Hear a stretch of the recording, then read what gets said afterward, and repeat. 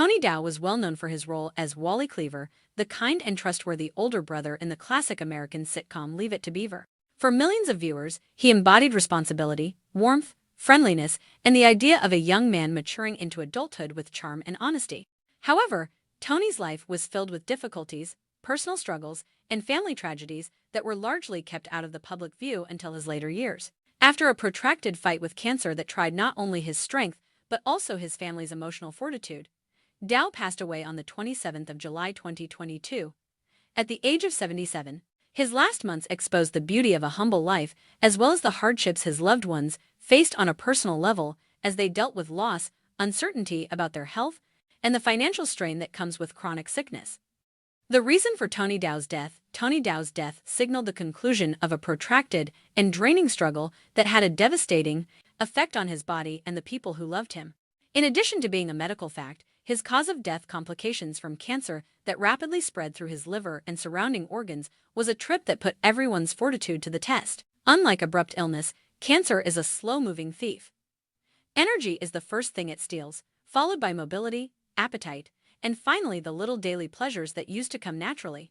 Even on the days when his body refused to cooperate, Tony bravely faced this progression.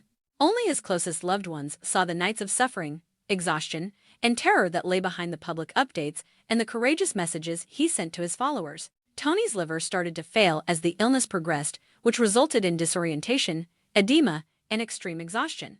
Every week presented a new set of difficulties: weaker muscles, more difficulty breathing, and less time spent awake. One breath at a time, his family watched him drift farther away. His discomfort was relieved by hospice care, but no drug could lessen the emotional burden. The most difficult thing for Lauren, his wife, was witnessing the guy she loved gradually deteriorate. She characterized his last weeks as a long, slow goodbye, a time of both sadness and thankfulness, gratitude for the time they still had together, and heartbreak for what was being lost. Christopher, his son, also battled, caught between acceptance and optimism, seeing his father, who had once shielded him, now require defense against the disease's relentless advancement. Cancer not only ends a life, but it also changes the lives of those who survive. The loss of Tony was painful not only because of his persona on TV, but also because of the kind, considerate person he was in real life. His family's sorrow is a mirror of a profound, enduring, and genuine love. Nevertheless, despite the suffering of his last months, Tony DOW left a lasting legacy of fortitude. A reminder of how fleeting life is. A reminder that being kind is important. And a legacy based not only on a character he portrayed, but also on the kindness, fortitude, and silent bravery he displayed during his last battle. Even though Tony DOW lost his fight with illness, he never lost his family's affection or the respect of everyone he touched. A childhood ascent to stardom, Tony DOW was raised in the entertainment industry after being born in Hollywood, California, on the 13th of April 1945. His father, John, was employed in design and construction, while his mother, Muriel, was a stuntwoman. Tony didn't want to be an actor, even if Hollywood was close by. Before television catapulted him into popularity at the age of 12, he was an athlete and a Junior Olympics diving champion. His life was irrevocably altered in 1957 when he was chosen to play Wally Cleaver in Leave It to Beaver. The show, which depicted an idyllic post-war family life, became a mainstay in American homes for 6 seasons. Tony appeared to have had the ideal Hollywood upbringing. However, he was unable to comprehend the pressure, expectations, and overwhelming attention that his family witnessed. Neither he nor his parents were ready for the responsibilities or the ensuing financial reality because the popularity arrived so quickly.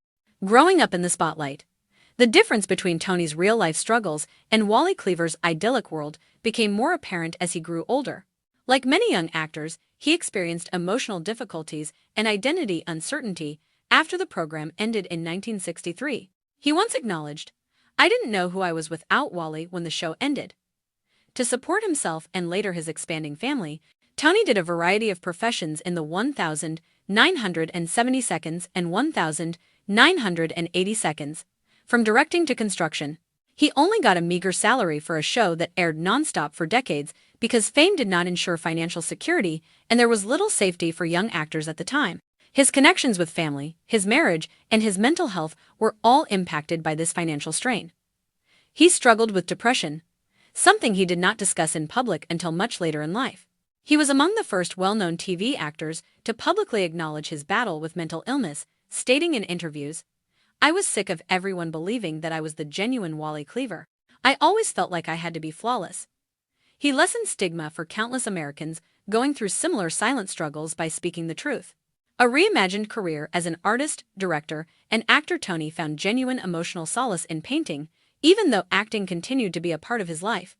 He turned to sculpture, mostly using bronze. His works were exhibited all over the world and were commended for their profundity and reflective quality. He claimed that art was the first thing that let him feel like himself rather than the persona that society had given him. Working on episodes of Coach, Babylon 5, and Star Trek, Deep Space Nine, he was also successful as a director. He was able to contribute creatively without the burden of celebrity thanks to his work behind the camera. Tony's wife, Lauren Schulkind, whom he married in 1980, provided him with stability despite changes in his work, obligations to his family, and health issues. For almost 40 years, their friendship served as a steady source of stability, consolation, and fortitude. The cancer diagnosis that turned everything around throughout his life.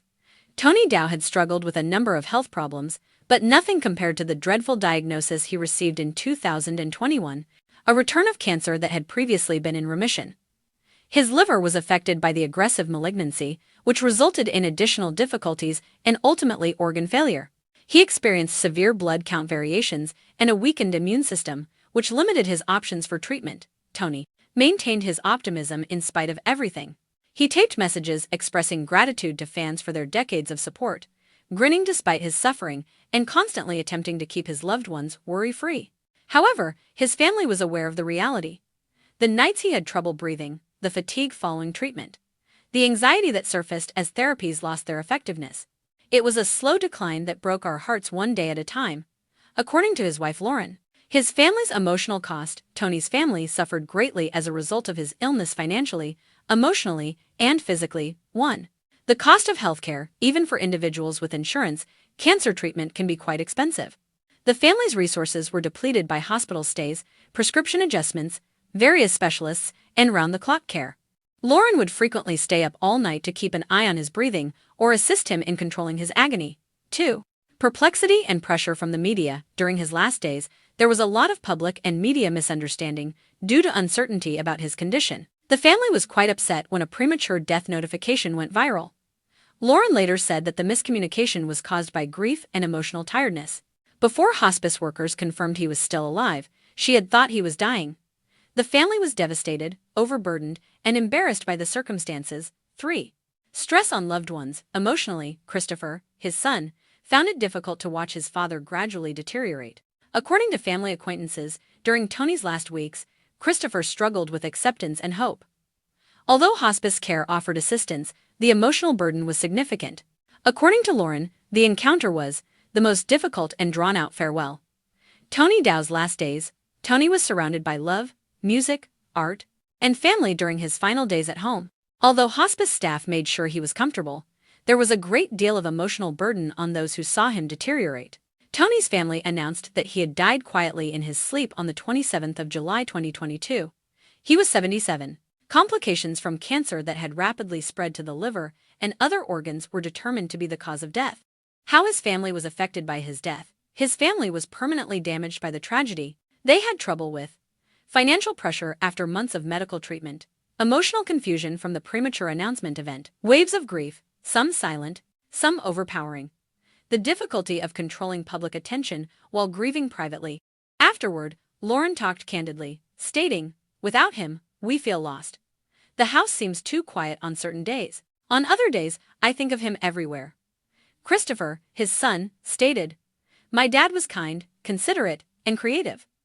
I learned to feel deeply from him. It feels like I'm losing a piece of myself when I lose him."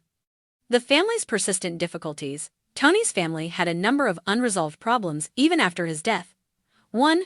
Emotional healing. Death is not the end of recovery after a protracted illness. The suffering went on for months for his family. 2. Financial and estate sorting. Significant costs were incurred during cancer therapy. During an already stressful period, the family had to deal with paperwork, medical costs, and legal issues. 3.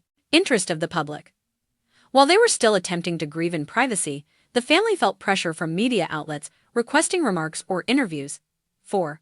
Preserving his heritage. For those closest to Tony, it became crucial to make sure he was remembered for his generosity, inventiveness, and humility, not just for Wally Cleaver. A heritage that extends well beyond television. Even though Leave It to Beaver made Tony Dow famous, his influence goes much beyond the beloved comedy he departs from. A collection of artwork treasured by collectors, a reputation as one of Hollywood's nicest, gentlest souls, a groundbreaking public voice for mental health, a family who showed him unconditional affection, fans who remember him from their early years, a statement that no one is shielded from life's challenges by fame. Tony Dow was a living example of tenacity. He displayed bravery in his last years. The tale of his family exposed the human side of a famous Hollywood figure.